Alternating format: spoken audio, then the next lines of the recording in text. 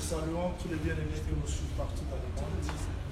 Avant de commencer, nous pouvons prier. Seigneur, merci pour ce temps que tu nous accordes. Nous nous remettons sous ta grâce, sous ta miséricorde. Assiste-nous, facilite la compréhension. Au nom du Seigneur Jésus-Christ, nous avons ainsi prié. Amen. Ok. Nous prenons le premier texte qui va nous aider à comprendre ce que nous voulons étudier. Je suis dans Genèse. Genèse chapitre 1er. Genèse chapitre 1er. Je lis le verset 14. Dieu dit qu'il y ait de luminaires dans l'étendue du ciel pour séparer les jours d'avec la nuit, que ce soit des signes pour marquer les époques, les jours et les années. Les luminaires que Dieu a créés ont pour rôle d'éclairer, de séparer les jours d'avec la nuit, mais aussi pour que ce soit les signes pour marquer des époques, les jours et les années. Donc nous allons utiliser les luminaires aujourd'hui dans notre titre, non seulement pour séparer les jours et la nuit, mais c'est pour marquer les époques. Conformément dans 1 Pierre chapitre 1er, 1 Pierre chapitre 1er, si vous lisez le verset 10, il est écrit, 10 jusqu'à 11 versets. Les prophètes qui ont prophétisé toucha la grâce qui vous était réservée. En fait, c'est ça l'objet de leurs recherches. Vous la sondez l'époque, c'est-à-dire nous faisons les titres prophétiques par rapport aux époques. Quelle est l'importance de ces calendriers prophétiques? L'importance est tellement grande parce que nous avons des événements, nous avons des périodes. Alors, on a mal interprété la prophétie biblique parce que dans sa tête, on n'a pas les calendriers. Je vous donne quelques exemples pour que vous ayez l'importance, pour que vous compreniez l'importance du calendrier. Quand vous prenez Luc chapitre 24, vous commencez par le verset 21, vous descendez. Après la résurrection du Seigneur Jésus-Christ, il s'est rencontré, il est à Paris avec les deux disciples qui partaient de Jérusalem pour Emmaüs, sur le chemin d'Emmaüs. Pendant leur discussion, ici je vous donne l'importance du calendrier prophétique. Pendant leur discussion, qu'est-ce qu'ils ont dit? Christ leur pose la question. Ils ont répondu, ne sais-tu pas ce qui est arrivé à Jérusalem concernant Jésus-Christ, qui était un prophète puissant en œuvre? On croyait qu'il délivrerait Israël. Ils avaient la connaissance du Messie, ils avaient la connaissance du Christ, mais qu'est-ce qui leur manquait? Le temps de l'accomplissement. Ils ont dit au Seigneur Jésus-Christ, il était un prophète puissant en œuvre, en parole. On croyait que c'est lui qui délivrerait, c'est-à-dire, ils parlent devant Jésus-Christ, ils ont la connaissance de la prophétie, mais ils n'ont pas su comment cette prophétie s'accomplit dans le temps. Dans le livre de Jean chapitre 11, quand le Seigneur Jésus-Christ est allé, alors que Lazare se trouvait déjà dans la tombe, qu'est-ce que Marie a dit? Seigneur, si tu étais ici, Lazare n'allait pas mourir. Jésus-Christ dit, je suis la résurrection. Mais Marthe dit, je sais qu'il va être ressuscité. C'est-à-dire que Lazare sera ressuscité. Donc, Marthe avait la connaissance de la résurrection, mais qu'est-ce qui lui manquait? Le temps, la notion du temps. Alors, les calendriers prophétiques nous aident non pas seulement à avoir la connaissance, mais comprendre comment est-ce que cette prophétie s'accomplit dans le temps. Comment les événements s'accomplissent dans le temps.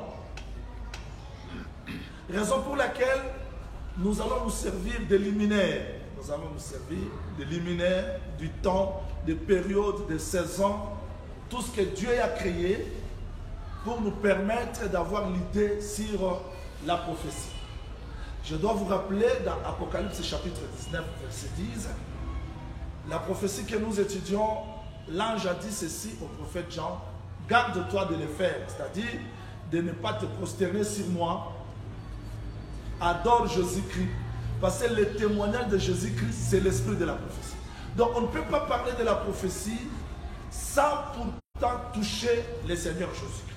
Donc c'est lui le centre de toute prophétie biblique. Mais qu'est-ce qui nous intéresse aujourd'hui? Les calendriers. Prendre tous ces événements que nous connaissons, savoir comment est-ce que cela s'accomplisse par rapport au temps.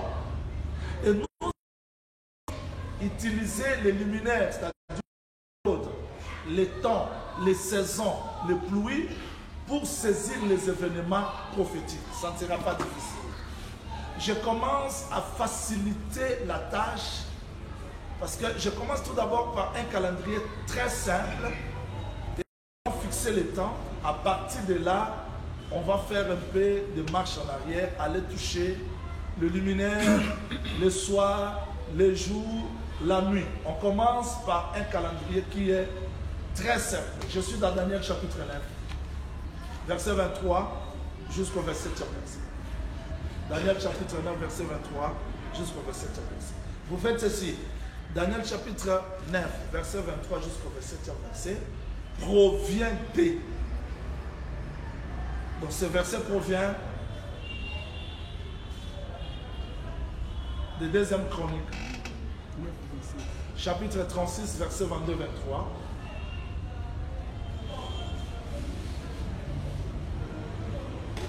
Vous ajoutez Daniel chapitre 9, verset 1er jusqu'au deuxième verset. Alors, j'aimerais que vous me suivez parce que ces versets-là vont nous aider à placer les temps. S'il vous plaît, suivez-moi. C'est très important que vous me suivez. Et pour ceux qui n'écrivent pas, je regrette pour eux, parce qu'ils ne sauront pas mémoriser. Alors, je vous en prie de me suivre avec beaucoup d'attention. Dieu a placé les luminaires pour séparer la lumière, ou bien les ténèbres, la nuit et les jours. C'est aussi pour marquer les époques. Ici, je commence par placer un calendrier qui va nous aider à comprendre les événements, comment est-ce qu'on va faire les mariages, on va faire ce qu'on appelle, on va transposer les prophéties pour que nous ayons un peu l'idée complète de ce que nous voulons dire. Dieu s'est servi d'un peuple, et ce peuple-là, c'était Israël. Avant que Dieu se serve d'Israël, il y avait des nations qui ont dominé.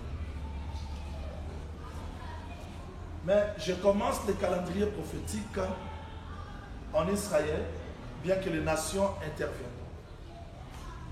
Israël, après la mort de Salomon, Israël se divise en deux royaumes.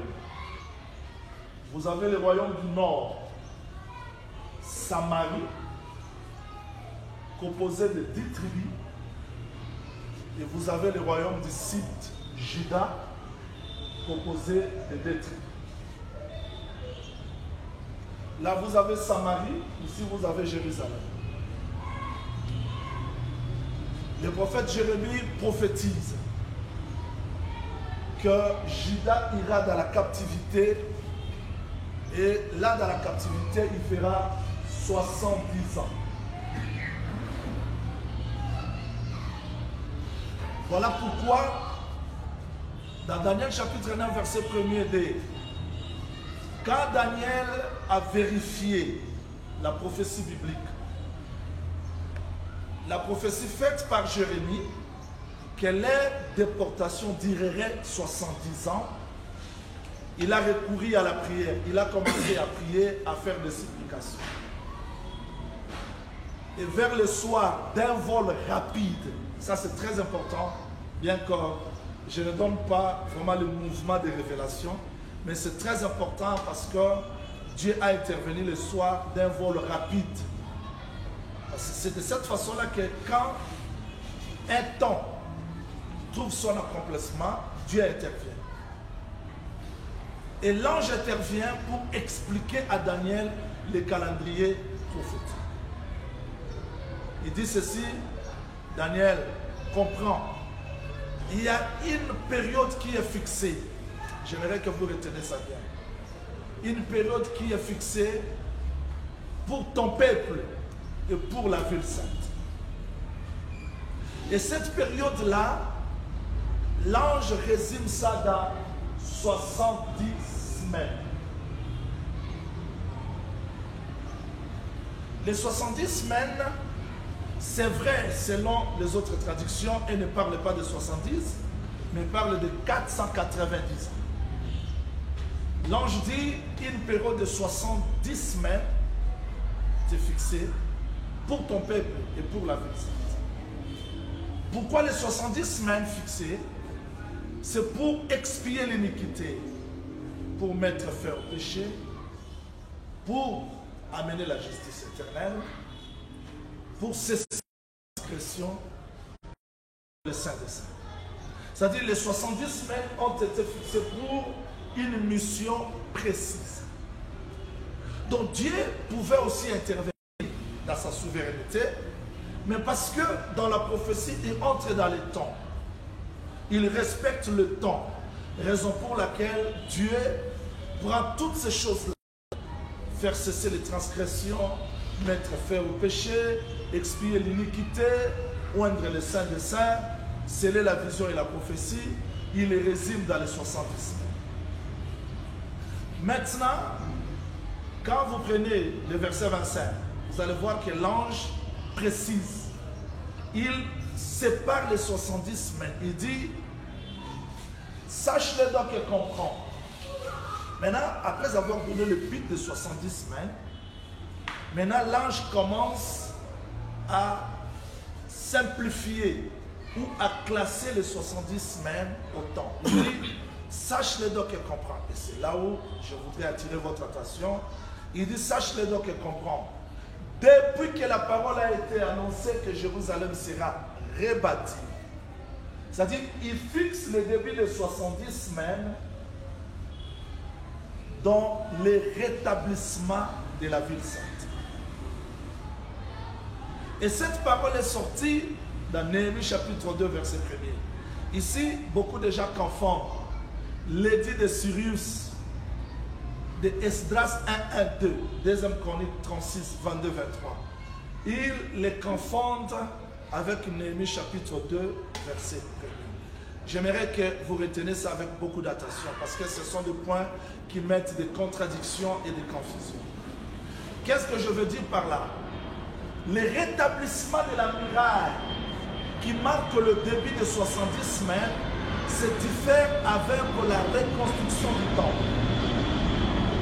La reconstruction du temple de Jérusalem a été ordonnée par Cyrus.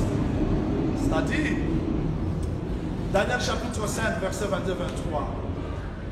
À la fin du royaume babylonien, Médie et Perse prend le royaume, la dynastie. C'est à ce temps-là que Cyrus, le premier roi de Perse, ordonna à la maison d'Israël de retourner à Jérusalem pour la reconstruction du temple. La reconstruction du temple se diffère avec la reconstruction de la muraille. La reconstruction du temple a été possible, réalisée par Zorobabel, mais la reconstruction des murailles qui marque le début des 70 semaines de Daniel a été réalisée par Néhémie. Voilà, l'ange dit, depuis que la parole a été annoncée que Jérusalem sera rebâtie, jusqu'à point, ici j'utilise la traduction d'Arbi, jusqu'à point, les conducteurs, il y a 7 semaines. Retenez ça bien parce que je vais effacer ça. 7 semaines et 62 semaines. Quand on dit et, c'est-à-dire il y a l'addition. 7 semaines et 62 semaines. Qu'est-ce qui se fera? Les places et les fossés seront rétablis, mais dans l'état fâché. Ça, c'est l'ange qui explique le calendrier. Maintenant, le point important de ce calendrier, c'est dans le verset 26, de Daniel chapitre 9, verset 26, il dit, après les 70 semaines, C'est là où on se diffère avec les branhamistes, les témoins de dessin, les adventistes et les trucs ensemble. Après les 70 semaines, un oint sera retranché et il n'aura pas les successeurs. J'aimerais que vous reteniez ça très bien. Ici, je place, je n'ai pas encore expliqué. Je place seulement les versets bibliques que j'ai donnés. L'ange dit, après les 70 semaines, un oint sera retranché. Il ne s'arrête pas là-bas. Il dit, un peuple qui viendra de loin détruira la ville. Les dévastations, au pluriel, retenez ça, les dévastations dureront. C'est-à-dire, après les 70 semaines, l'événement le plus important, c'est le retranchement des oints. Et oint qui est retranché sans avoir un successeur, c'est le Seigneur Jésus. Amen. C'est-à-dire que par là, on montrait la mort du Seigneur Jésus-Christ comme oint qui doit être retranché. Et ceci s'accomplit avec le reste de la prophétie biblique parce que après le retranchement des oints, il y a la destruction de la ville et les dévastations au pluriel. Les dévastations dureront jusqu'au terme. Je donne l'explication très simple. Je suis dans le livre de Matthieu chapitre 22. Matthieu chapitre 22, verset 2 jusqu'au 8e verset. Le royaume des cieux est semblable à un homme qui organisa le festin. Il a envoyé ses serviteurs pour faire venir les invités. Et les invités ont décliné cet appel, cette invitation. Il le renvoie, c'est-à-dire pour la deuxième fois, il a envoyé. Les serviteurs s'en allèrent, arrivés là. Les gens qui étaient comme les invités se sont jetés sur les serviteurs du maître, ils ont bâti. Et enfin, ils n'ont pas répondu à l'appel. Celui qui organisa le festin pour son fils, qui est le royaume bien sûr, il dit parce que ces gens-là ont refusé de répondre à mon appel, j'envoie ma troupe. Vous voyez, le refus de l'invitation a comme conséquence la destruction de la ville. Si on me comprend. La troupe entre dans la ville, elle détruit. Elle détruit pourquoi? Parce que ces invités ont décliné l'appel du roi. C'est là où j'explique après les 70 semaines, un oint est retranché, c'est-à-dire la mort du Seigneur Jésus-Christ, et un peuple qui viendra détruire la ville, c'est ce que Christ a dit de ta visite, les jours de ta visite. Mais les jours viendront, vous voyez, où votre ville sera dévastée. C'est-à-dire, après le retranchement des oints et la mort de Christ, nous entrons dans le temps de dévastation. Pour ceux qui écrivent, ajoutez Luc chapitre 21, verset 34. Luc chapitre 21, verset 34. Jérusalem sera foulée aux pieds des nations. C'est-à-dire le retranchement des oints fait que la grâce quitte Israël et Dieu entre dans les nations. J'aimerais que vous me suiviez parce que je fais le résumé et je vais avancer vite. C'est-à-dire, dans le calendrier prophétique, nous avons le premier temps, Israël, Dieu avec Israël, et la mort de Christ, retenez ça bien, la mort de Christ met fin au temps d'Israël et ça ouvre la parenthèse pour les païens. Mais vous allez voir que dans cette parenthèse, il n'y a pas la continuité. C'est-à-dire que la mort de Christ met fin au temps où Dieu s'occupait de la maison. Les païens, nous sommes entrés. Le mois, nous sommes entrés. Voilà, je fais ça. C'est-à-dire que ça, c'est le temps de l'église. Et je fais l'enlèvement de l'église, met fin au temps de l'église.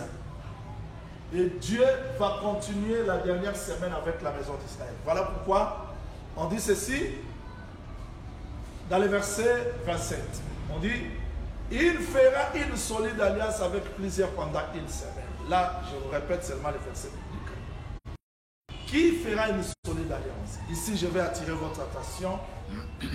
Il fera une solide alliance avec plusieurs pendant une semaine. C'est-à-dire, à part cette semaine, 70 semaines, il y a la dernière semaine qui est restée. Une semaine qui est restée. Le texte dit, il fera une solide alliance avec plusieurs pendant une semaine et vers la moitié de la semaine, c'est-à-dire la dernière semaine est divisée en deux parties, vers la moitié de la semaine, il cessera les sacrifices. Les dévastateurs, maintenant, les dévastateurs c'est au singulier, alors qu'il y a eu les dévastations au pluriel, mais ici les dévastateurs c'est au singulier.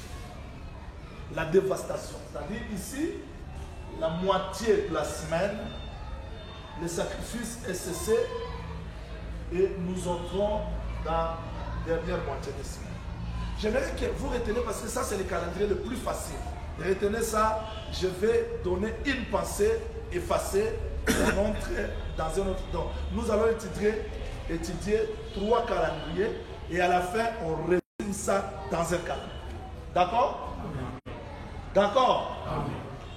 Je vais dire quoi au juste? Dans la dernière semaine, il y a première moitié, deuxième moitié.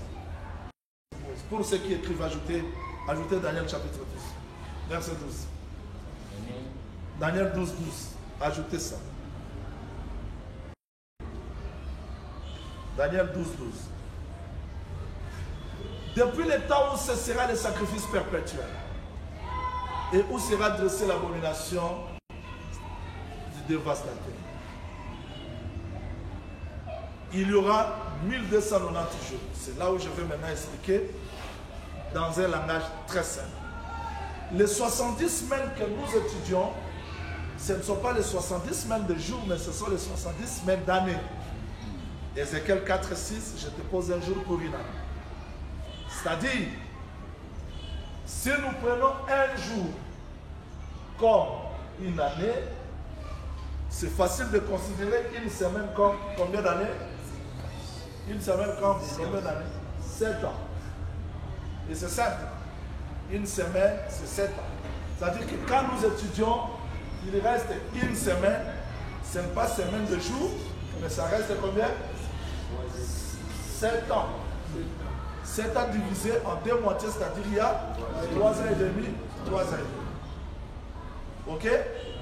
Maintenant, Daniel 12, 12 dit quoi? Depuis le temps où cessera le sacrifice perpétuel et où sera dressée l'abomination du dévastateur. L'abomination du dévastateur sera dressée où? Ne t'en faites pas. Si tu ne comprends pas, reste calme.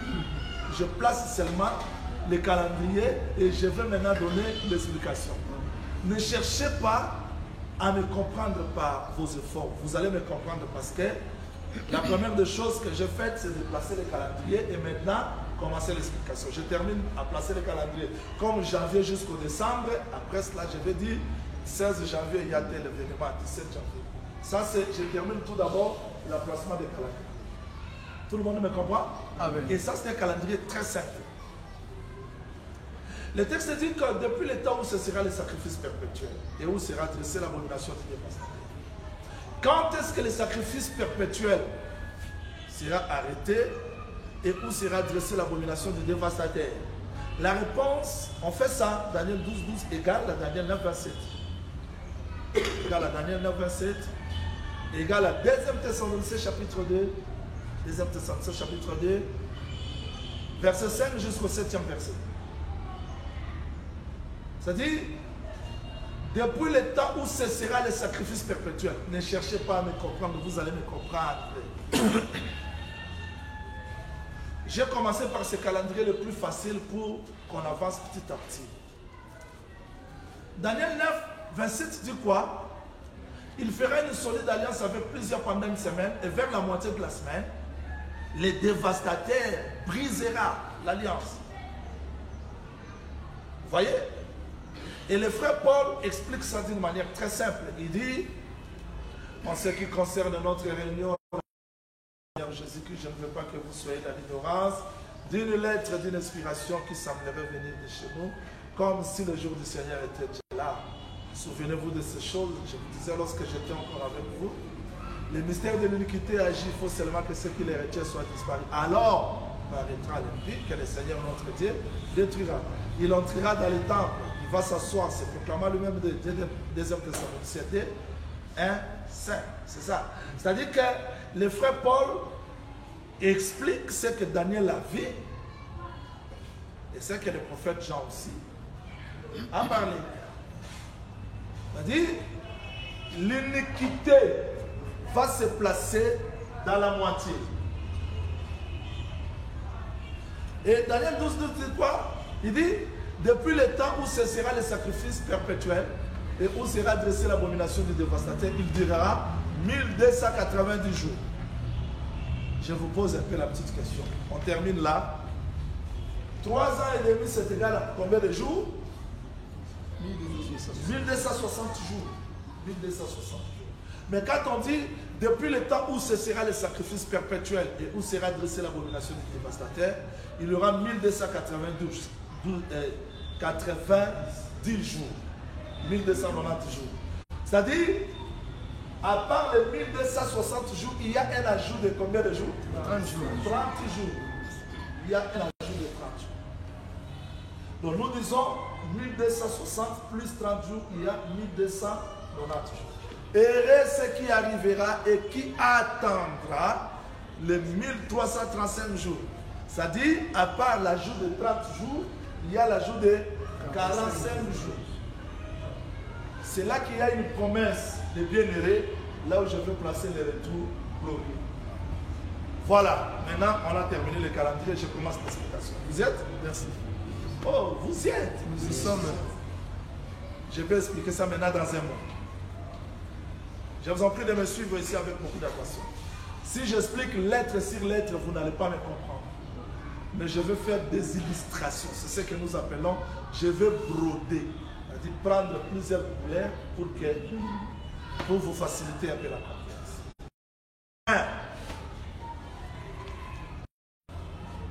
Le premier temps, c'est le temps où Dieu s'occupe de la maison d'Israël. Faire quoi? Reconstruire la muraille. Reconstruire tout. Or, la reconstruction de la muraille suivait la reconstruction du temple. Suivez ici très bien. Avant que la reconstruction de la muraille n'intervienne, il y a la reconstruction du temple. Mais la reconstruction du temple qui a été faite par Zorobabel, un temple, une maison qui a déjà existé, a besoin d'être sécurisé par la muraille. Raison pour laquelle je place le premier temps comme le temps où Dieu a travaillé avec Israël. Retenez ça comme ça, très simple.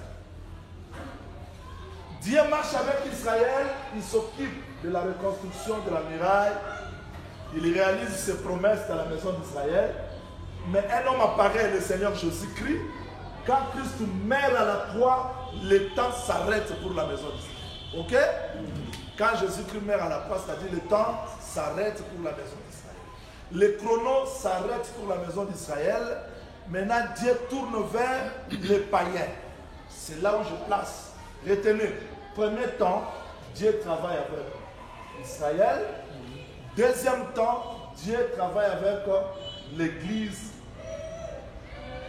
Qu'est-ce qui a introduit le temps de l'Église? C'est la mort du Seigneur Jésus-Christ. Ok? Maintenant, le temps de l'Église, Jésus-Christ travaille avec l'Église, mais ce temps prendra fin.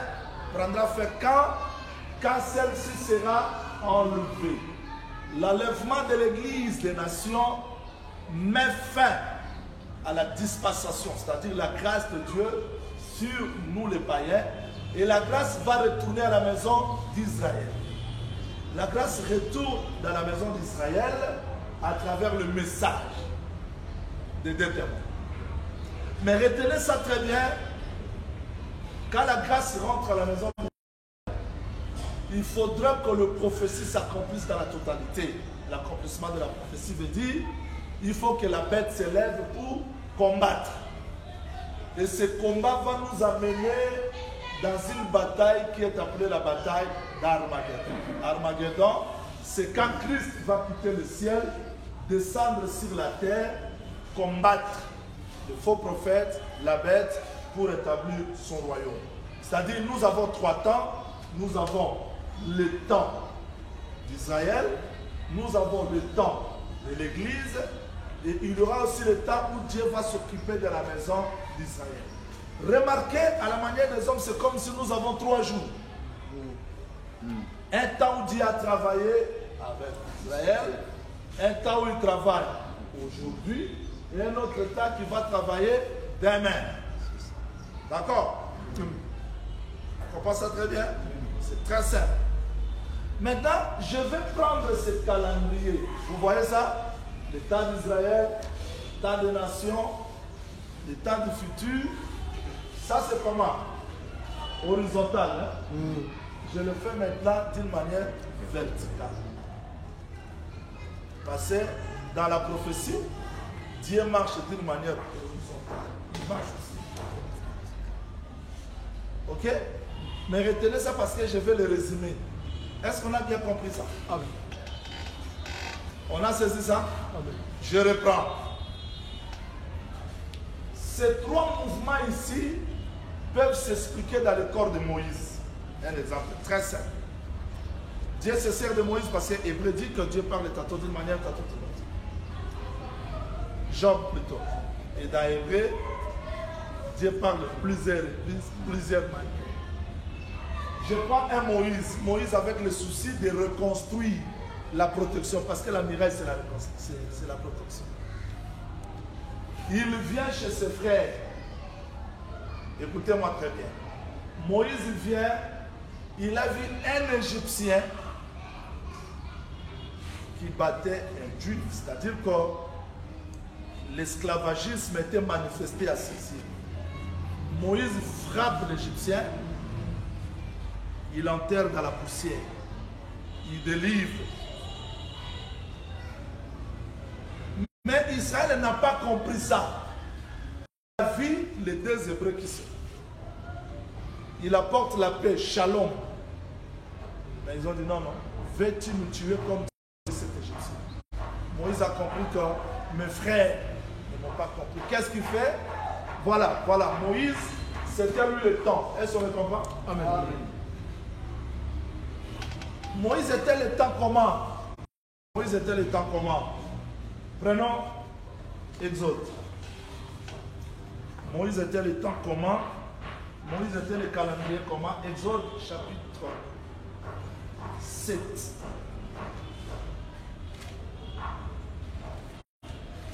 Exode chapitre 7.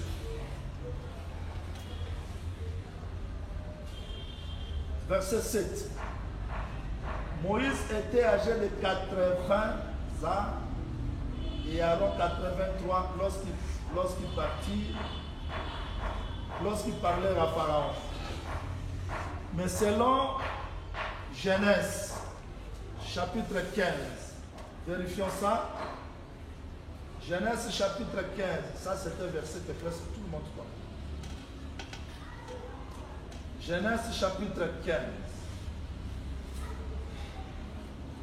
Verset 13, l'Éternel dit à Abraham, sache que tes descendants seront étrangers dans un pays qui ne sera point à eux, ils seront asservis et on les opprimera pendant 400 ans. Mais quand vous vérifiez dans le verset que j'ai donné, Dieu a promis à Abraham, Israël va faire combien de temps en Égypte? Combien?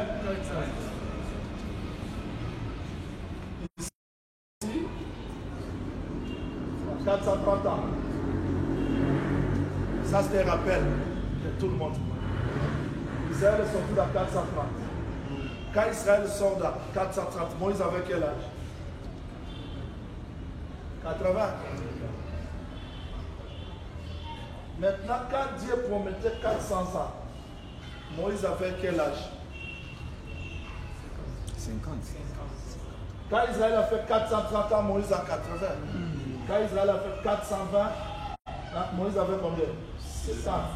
410, Moïse avait combien? 400 ans, Moïse avait combien? Ok, donc quand Dieu parlait de 400 ans, on a vu un Moïse parce que Moïse était le jubilé. C'est-à-dire, lui était le calendrier. On n'a pas compris. On n'a pas compris. Sauf que Moïse, voilà, premier jour, il est chez ses frères, qui ne l'ont pas compris. Il les abandonne, il fuit. Quand il avait 40 ans, quand il quitte Israël, il part chez Séphora. Est-ce qu'on est compris? Moïse a fait 40 ans chez Séphora. Il a fait 40 ans chez Séphora. Il fera 40 ans pour le retour. Il y a 3 temps dans la vie de Moïse. Il y a hier, aujourd'hui, éternellement. Moïse, 40 ans. Serviteur. Moïse, 40 ans. Pasteur. Moïse, 40 ans. Prophète.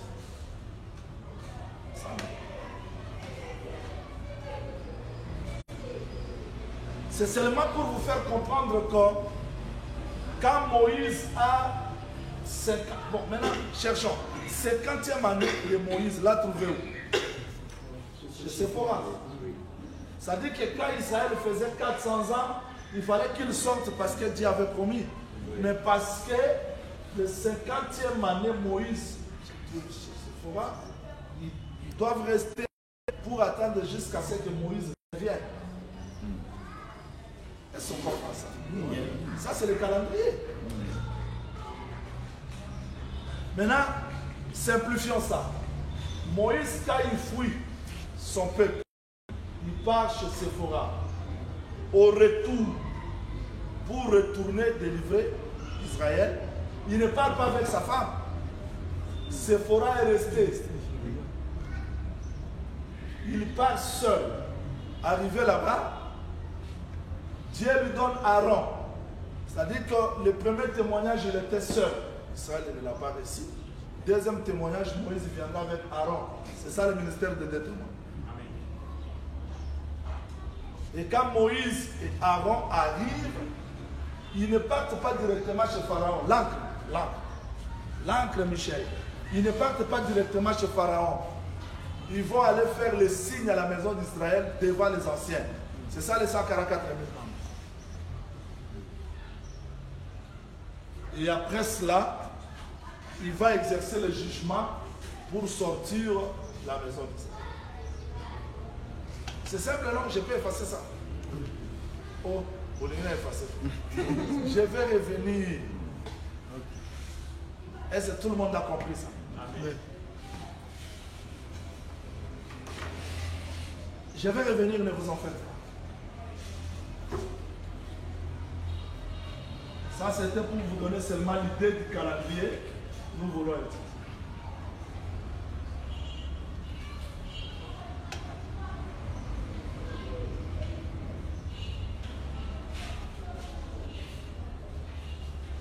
Voilà pourquoi ce calendrier, nous pouvons le résumer non plus d'une manière horizontale, mais verticale. Genèse 8, verset 22. Genèse 8, verset 22.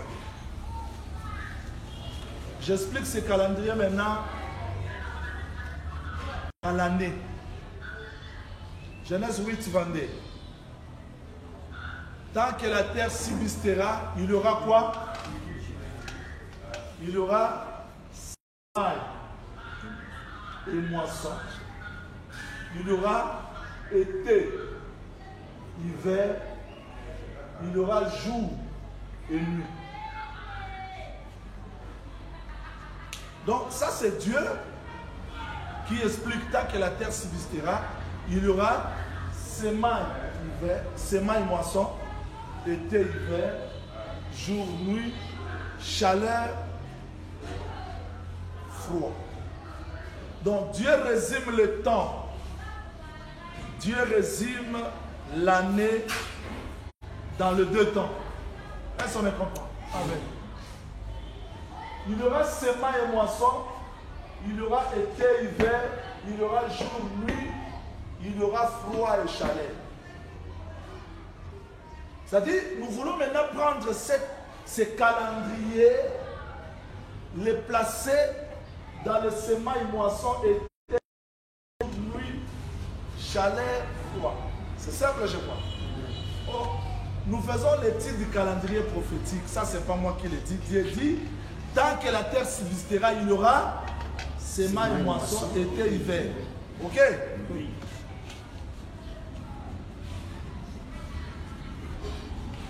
On ne peut pas comprendre été, hiver si nous n'allons pas dans les mois. Nous avons premier mois, deuxième, troisième, quatrième, cinquième, sixième, septième, huitième, neuvième, dixième, onzième, douzième. On doit maintenant séparer, chercher les calendriers là. Semailles, moissons, été, hiver. C'est facile. C'est facile comment?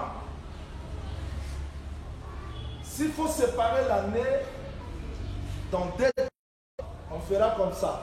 6 mois et 6 mois. Proverbe nous aide que fourmis amassent au temps de l'été. Donc je comprends par là que l'été, c'est le temps de moisson. Tandis que l'hiver, c'est le temps de semailles. On comprend? Oh là là. On comprend bien. Été, c'est le temps de la moisson. Et hiver, c'est le temps de la semaille. C'est-à-dire, été, c'est le temps de la chaleur. Hiver, c'est le temps du froid. Été, c'est le temps du jour. Hiver, c'est le temps de la nuit. On me comprend? On simplifie, c'est pas. Mais quand nous entrons dans l'été, on trouve que dans l'été, il y a une autre saison qui se trouve dans l'été. Donc l'été est divisé en 2 saisons. Il y a été, il y a aussi quoi? Printemps. Et dans l'hiver, nous avons automne. C'est-à-dire, quand on parle de l'été, il n'y a pas seulement été, il y a aussi printemps. Et dans l'hiver, il y a aussi automne. D'accord? On va maintenant placer les calendriers prophétiques. On va maintenant placer. Et je vais rassembler le tout. Je donnerai maintenant le pourquoi de chaque mouvement. Le Seigneur dit, priez pour que votre fruit ne soit pas dans l'hiver. C'est-à-dire l'hiver, ça se trouve dans la Bible. Quand vous verrez les branches de figuier devenir tendres, vous saurez que l'été est proche. L'été se trouve dans la Bible. Ces prédicateurs-là sont de faux prédicateurs. Ils sont comme les arbres d'automne sans fruit.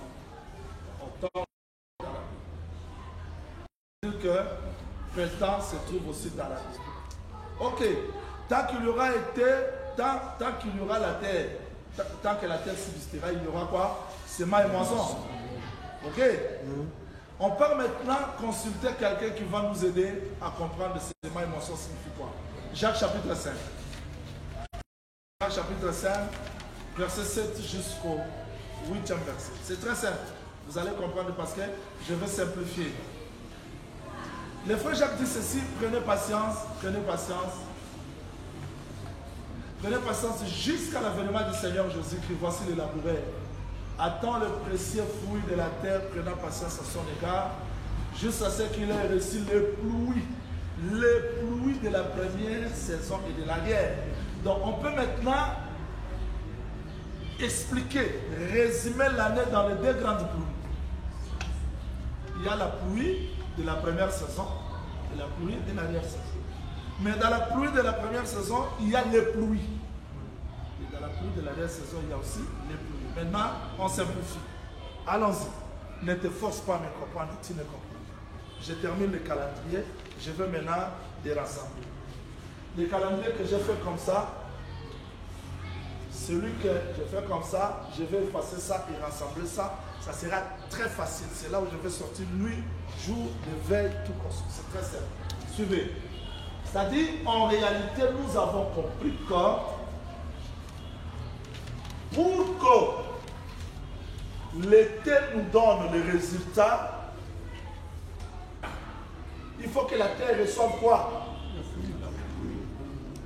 Des pluies. Jacques chapitre 5, verset 7. Prenez patience, voici les laboureurs, attend le précieux fruit de la terre, prenant patience à son égard jusqu'à ce qu'il ait reçu le pluie de la première et de l'arrière-saison. C'est très simple. C'est-à-dire qu'il y a des grandes pluies dans une année, et plutôt, ces deux grandes pluies-là nous aident à s'aimer et à moissonner. Ok? On fait maintenant comme ça. S'il faut placer la pluie de l'arrière-saison, on va la placer où? Au temps de semailles ou de la moisson? Moisson. Au temps de la moisson. Au temps de la moisson, c'est-à-dire que la deuxième pluie c'est là. Et la première pluie c'est où? Si quelqu'un vous pose la question, par quelle formule magique vous avez trouvé ça? Donnez-lui des versets bibliques. Zacharie 10, 1. Osée 6, 2, 3, c'est presque partout dans la Bible. Je veux que vous reteniez ça. Pluie, saison, jour, nuit. Ça se fait comment? Je vous en prie, suivez-moi. Je vous en prie de me suivre ici avec beaucoup d'attention. On fait maintenant comme ça.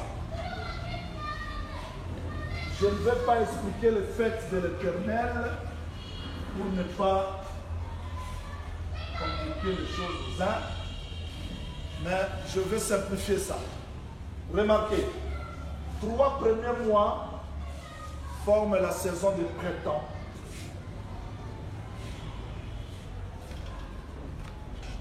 Ici vous avez été, là vous avez automne, là vous avez hiver.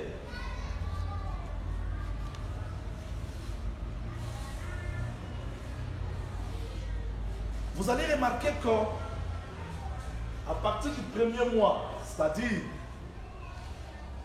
mi-mars-avril, selon le calendrier juif, biblique, vous trouverez que les juifs devaient présenter la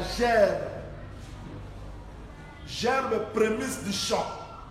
Mais quand on présente la gerbe prémisse du champ ici, c'était quantième, vous avez premier sabbat, second sabbat, et le jour après le sabbat, 15e jour, on présente la gerbe considérée comme le prémisse. Mais le champ ne peut pas produire prémisse comme gerbe s'il n'a pas reçu la pluie de la première et de l'arrière-saison.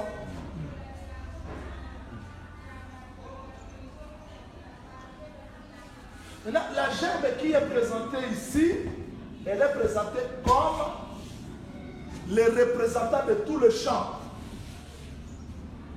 Maintenant, pour clôturer la saison du printemps, on va amener encore le deux pains considérés comme les prémices. Retenez ça parce que j'explique ça maintenant dans les calendriers. Donc vous avez la terre qui a reçu la semence. Retenez ça bien, la pluie n'a pas commencé ici, mais la pluie a commencé là-bas. Je vais maintenant retourner dans le premier calendrier. C'est-à-dire, ça c'est le temps où Dieu a visité la maison d'Israël. Ça c'est le temps d'Israël où la pluie tombait. Et là où on s'aimait. On ne comprend pas. Jean chapitre 4, verset 34 jusqu'au 37e verset. Jean chapitre 4, verset 34 jusqu'au 37e verset. Jésus-Christ dit ceci aux apôtres. Vous dites qu'il y a 4 mois jusqu'à la moisson. Là, il est dans 40e mois. Vous dites qu'il y a 4 mois jusqu'à la moisson. Il parlait où? Vous dites qu'il y a 4 mois jusqu'à la moisson. Donc Jésus-Christ respectait aussi le temps de la moisson. Quand il dit, il y a 1, 2, 3, 4 mois jusqu'à la moisson. Qu'est-ce qu'il a caché? On ne peut pas arriver à la moisson si la terre ne reçoit pas la pluie de 3 mois, c'est ça. Oh là là, c'est ça. Amos chapitre 4, verset 7, jusqu'on a vu un verset. Amos 4, 6, 7. Qu'est-ce qu'Amos dit? Je vous ai refusé la pluie 3 mois avant la moisson. Ça, c'est Dieu qui explique que pour qu'on arrive à la moisson, il faut qu'il y ait la pluie de 3 mois. Ça, c'est pas moi qui l'ai dit. Je ne raisonne pas. C'est le texte. Je vous ai refusé la pluie 3 mois avant la moisson. Un champ a reçu la pluie. Un autre champ qui ne l'a pas reçu, c'est-à-dire la pluie de 3 mois est refusée pour un champ, non pour un autre champ.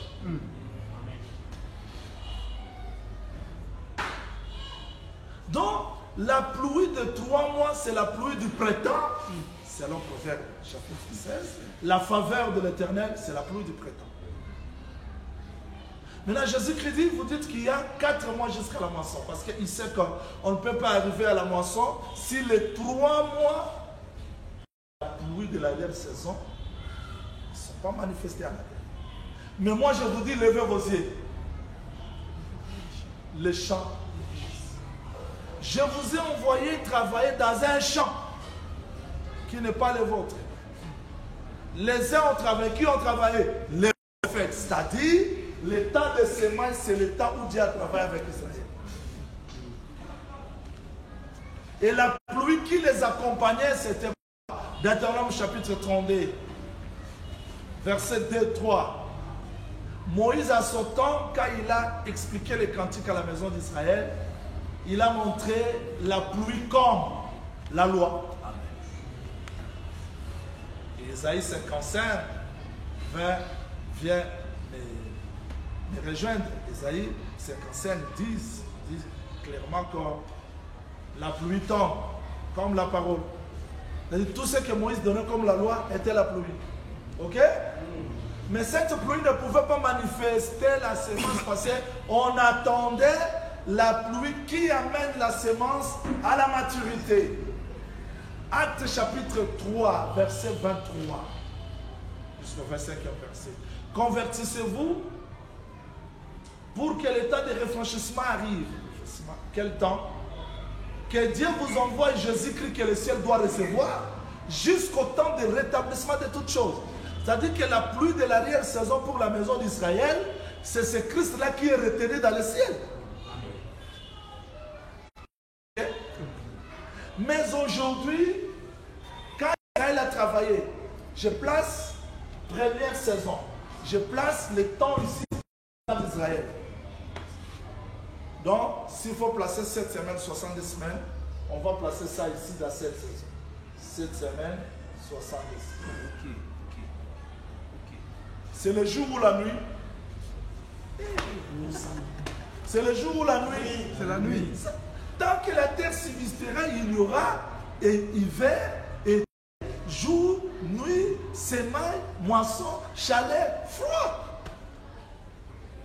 C'est-à-dire que ce temps ici, c'est le temps de la nuit. Est-ce qu'on me comprend ça?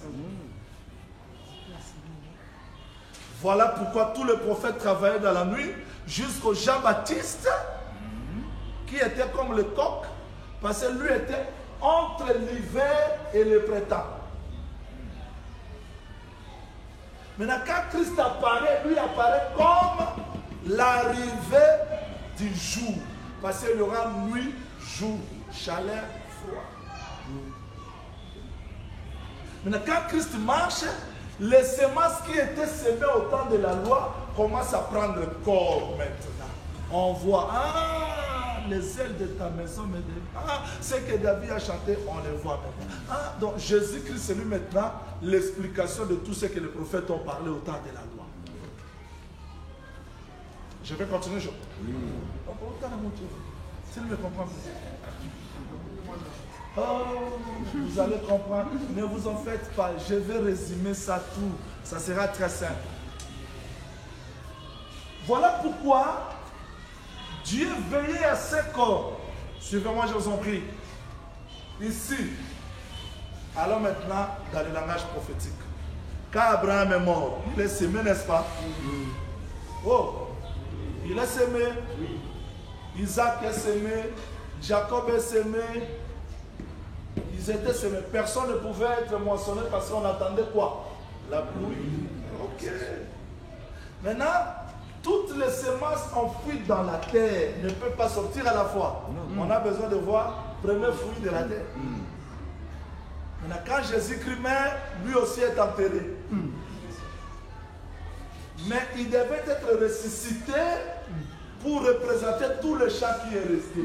1 Corinthiens chapitre 15, verset 20, Jésus est ressuscité, il est les prémices.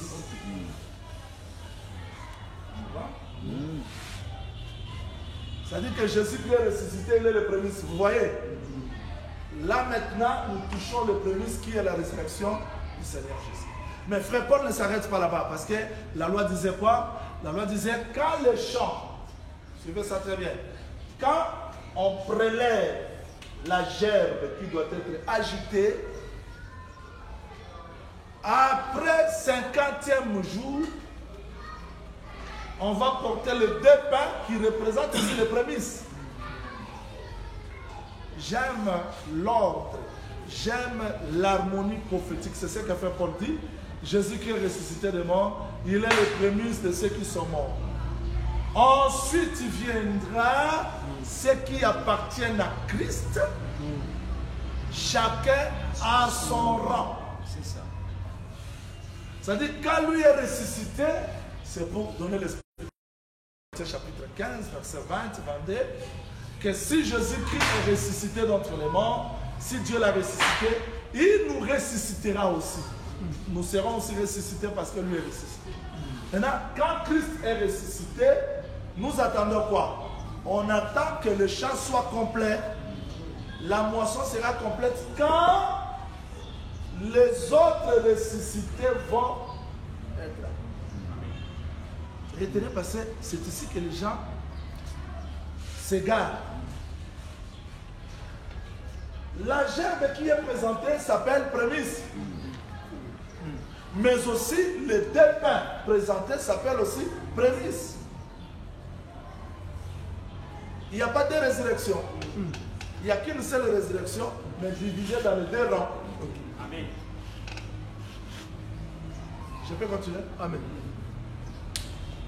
C'est par là où nous comprenons que notre résurrection aussi interviendra dans la même saison pour clôturer la saison de la grâce. Et c'est alors que Dieu va s'occuper d'un autre peuple. Parce que quand les jours se terminent, il faut qu'on commence. Allons-y maintenant terre à terre pour que chacun de nous comprenne. Allons-y. Je prends la fête pour faciliter ce calendrier. Je prends la fête pour faciliter ce calendrier. Ok, la loi disait ceci. Vous êtes dans le premier mois. Vous comptez le premier sabbat. Avant de présenter la gerbe prémisse, l'agneau est immolé, n'est-ce pas? L'agneau est immolé le 14e jour. Après l'immolation de l'agneau, on présente la gerbe. Ok? Ok. Depuis que l'agneau a été immolé, nous gardons 7 jours de Pessah à la main. Vous avez 1, 2, 3, 4, 5, 6, 7 jours. Donc vous avez l'agneau qui est immolé. C'est quoi? Quelle fête? Très bien. Ici vous avez quoi? Prémisse. Et le 7 jours vous avez quoi? Depuis que la gerbe a été agitée, vous compterez 7 sabbats. Vous avez 20 sabbats, c'est ça? Deuxième sabbat. On ne saura plus compter troisième sabbat là-bas parce que vous avez déjà 7, 7, 7, 7, ça fait 28. C'est-à-dire que l'autre sabbat tombera dans le second mois. seulement les textes, non? Depuis que la gerbe a été agitée, vous compterez 7 sabbats. Vous avez le premier sabbat, deuxième sabbat, troisième, quatrième, cinquième, sixième. C'est-à-dire que 7e sabbat tombera le 3e mois, le mois de Siva. Vous avez 7e sabbat et le jour après le sabbat, vous apportez les 2 pains. Ça s'appelle comment? Pas de compte. Pas de compte parce qu'on a apporté les 2 pains. Là, on clôture la saison de printemps. La saison de printemps est clôturée. Nous entrons dans la saison d'été. 4e mois, on passe. 5e mois, 6e mois, nous arrivons au 7e mois, le mois de Tisri. Premier jour, on convoque la fête par le son de la trompette. Vous comptez 9, 10e jour, le grand jour des expiations. Et le 15e jour. Le 15e jour, c'est 4e jour.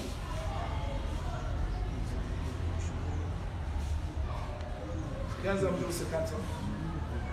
Quand vous comptez 7, c'est 14. Le 15e jour, c'est le premier jour. C'est le 8e jour. Vous compterez 1, 2, 3, 4, 5, 6, 7. Et le 8e. Le 4e. C'est dur, hein? C'est dur, hein?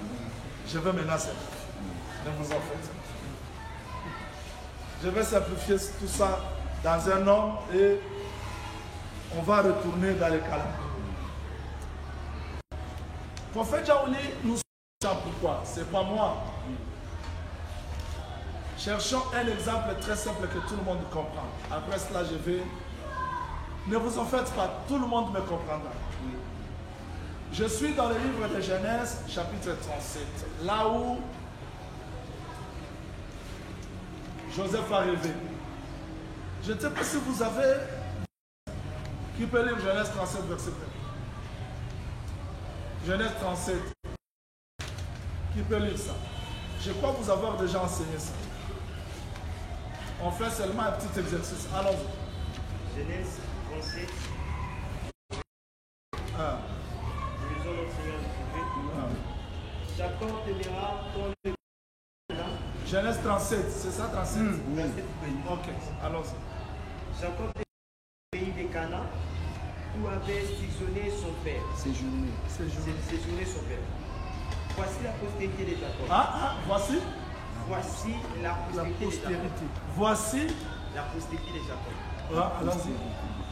Joseph, âgé de 17 ans. Oh non. C'est comme si on n'a pas bien écrit. Voici la postérité de qui? De Jacob. Et Joseph. Oh non. Voici la postérité de Jacob. Et Joseph avait combien? 17 ans. Voici la postérité de Jacob. 17. Non, ça ne nous dérange pas. Voici la postérité de Jacob. Joseph avait 17. Est-ce que ça a quel sens?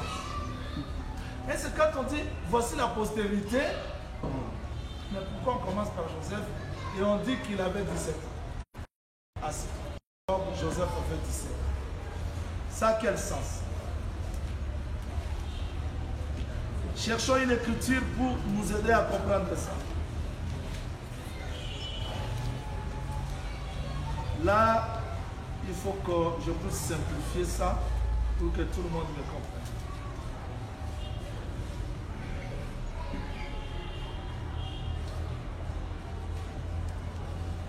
Voici la postérité de Jacob. Joseph avait combien? 17 ans. Alors maintenant, allons-y dans Genèse 47, verset 28. Genèse 47, verset 28. Allons-y frère, lis.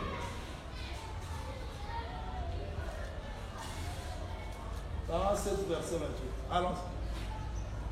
47, 28. Il faut être rapide parce que beaucoup de gens... 47, verset 28.